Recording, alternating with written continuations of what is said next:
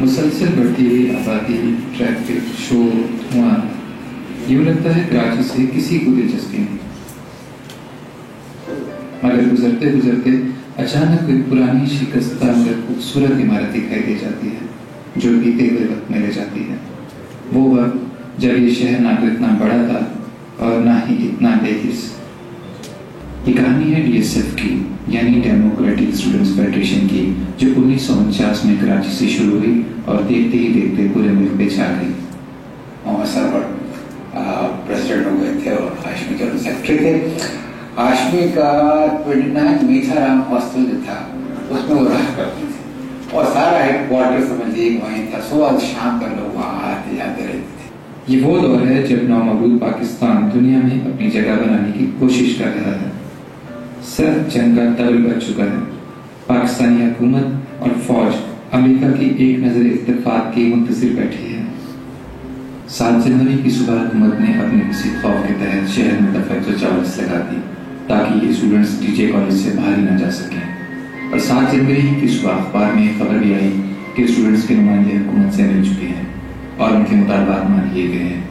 اس خبر نے ان ہزاروں اسٹوڈنٹس میں مزید اس طرح پھیلا دیا، اور وہاں بھی میڈیکل کالج سے بھی آئے تھے اور اسکول کے بھی لڑکے تھے، وہ بھی سب آئے تھے، ہزاروں تھے، پورا کالج کا کمپاؤنڈ بھرا ہوا تھا۔ ڈی کالج میں صاحب سی کتنا بڑا کمپاؤنڈ ہے، پورا بھرا ہوا تھا۔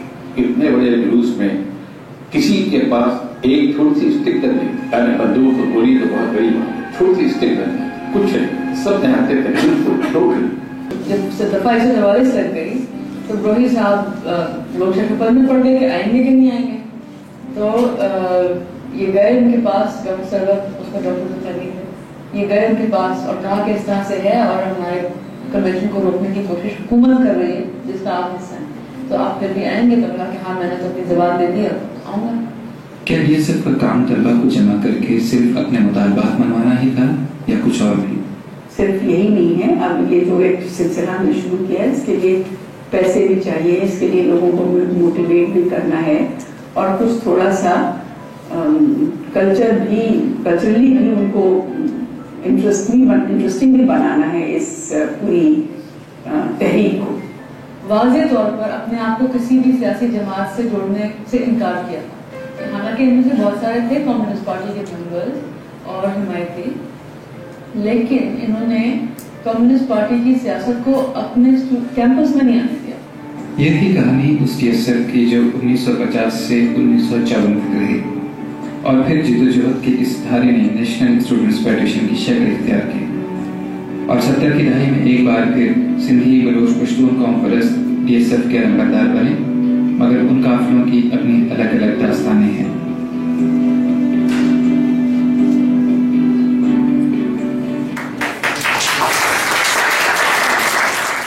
The question is whether to allow student unions, and again they have to be it's not armed in any sense of words. And this is what the popular perception is about student unions.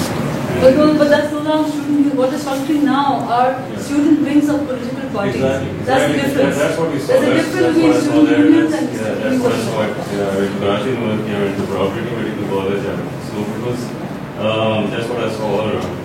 And again, what should be the way forward to revive those parties, to revive those student unions, not for parties? I think that if you ask me, I think it is simply to stress on the fact that they have to be non-political party affiliated, absolutely unarmed. Campuses must be arms free. If you just stick to these two demands, no political parties, no arms, just these and go to the political parties heads and tell them, okay, you guys step back.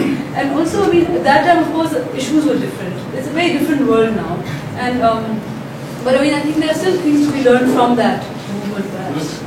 Why students make a union? Right now, I find کہ ہماری generation میں وہ ایک sensitivity ہے یا وہ knowledge ہے کہ ہاں ایک اسٹوڈنٹ یونین کیوں بنتی ہے. رائٹ ناؤ اگر میں سمجھتی ہوں کہ ہمارا بنائی جائے تو See, it has a huge gap since 84. To now, that's 2 generations. You've lost 2 generations. And people ask me why our politics in Pakistan is so screwed up. The answer is because student unions, student politics is the nursery of politics. Usme se ban ke, like it's like debate, and all that. you participate in those kind of activities, you learn to disagree without violence, you learn, and that is what then grooms you for another role. So I think that it's really, but the thing is, it has to be rectified sometime, and it must be done now. And for that, the students must, raise a voice. So first of all, I want to say whatever I saw, and I guess everyone might agree with me, that it was very beautiful. Thanks for sharing that. And secondly, I want to add a comment that when we discuss contemporary student politics, women teacher they come under the wings of certain staff. उनकी जो आपस में politics होती है staff union की, तो उसके साथ साथ वो उसके अपनी जंग को students के जरिए लड़ते हैं. एंड जो जमीयत है वो आजकल ये कर रही है कि ना, जो मैंने देखा between 2002 and 2005 there were certain students जो excluded area से आते थे, they couldn't afford, तो उन्हें वो monthly stipend भी दिया जाता था. So where that money is coming from, whether that is coming from agencies or Davos. Yeah, we know it. It's nowhere it's coming from, and they just heard Sardari this morning. I'm quite happy about it. I must say, very insightful documentary. Although you have mentioned that DSF was strictly unpolitical. No, I didn't say it was non-political. I said it's not affiliated. Not affiliated with any political parties. I would still like to ask if that movement DSF had any impact on the left in Pakistan back then. Did it inspire the left in what ways? And you have also mentioned the reaction of government back then when it was trying to cobble an alliance with the United States. But what was the reaction of IJP back then? Religious parties. There was only the Jamaat-e-Islami. There was no religious party. There was only Jamaat-e-Islami, and compared to the DSF, their voice was very weak. What they would do was what they still do. When these guys, like for example, when they went to Multan and all, so these guys, started leafleting that these are communists and these are Russian agents and these are Moscow se inki salaries aati hain, उनके खिलाफ जो typical propaganda होता है, that began and all that. But because they were so strong, it didn't make a difference. Because the strength of their strength lay in the trust that the student body had in them. For example, there was one incident when after they came back from that tour of Multan and all, at Dow Medical College, when my father was there. I read this in the Student Herald, by the way. S.M. Naseem gave me, I've got a photo stack, just like 5 or 6 issues. But I read it in there. There was a report about this, post this thing, and there were people who stood up there and said, asked them questions about religion and politics and this and that. And for 3 hours he stood and answered those. I mean, and they said, hey, you're not popularly elected and all that. And he said, you can take a vote right now, and if people don't want me here, I'll resign. I mean, he had that much faith, and people had that much faith, and they could not prevail because उनकी वो strength ही नहीं थी जो कि बाद में बन गई. I mean, this is part of our history. The other thing that I think is really important to say, although it's not directly linked to this, is that the political process in Pakistan has been so fractured. The roots have been cut off, not just with the students, in so many other ways. Not one proper elected government has completed its tenure in this country. In 60-something years, 71 to Hukumat, you can count that perhaps, but not really, because Bhutto was not the first elected Prime Minister of Pakistan. He was of the other Pakistan after 71 maybe. And then he called elections early. Then the 2002 elections, that's the only assembly that completed its term. But that was a false assembly. It was held when there were no political figures, practically non-party.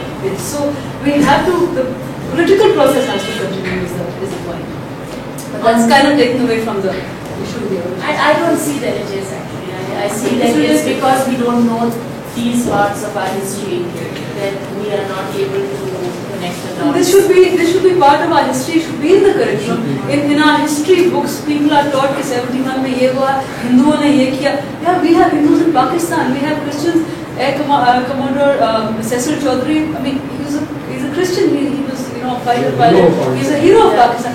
Now I can't see any non-Muslim becoming rising to the ranks in any of the armed forces. Recently we had a Supreme Court Chief Justice. वो तो एक token था. I think that's it. Well, on this note, can I invite everybody to share some tea and then continue asking? Thank you.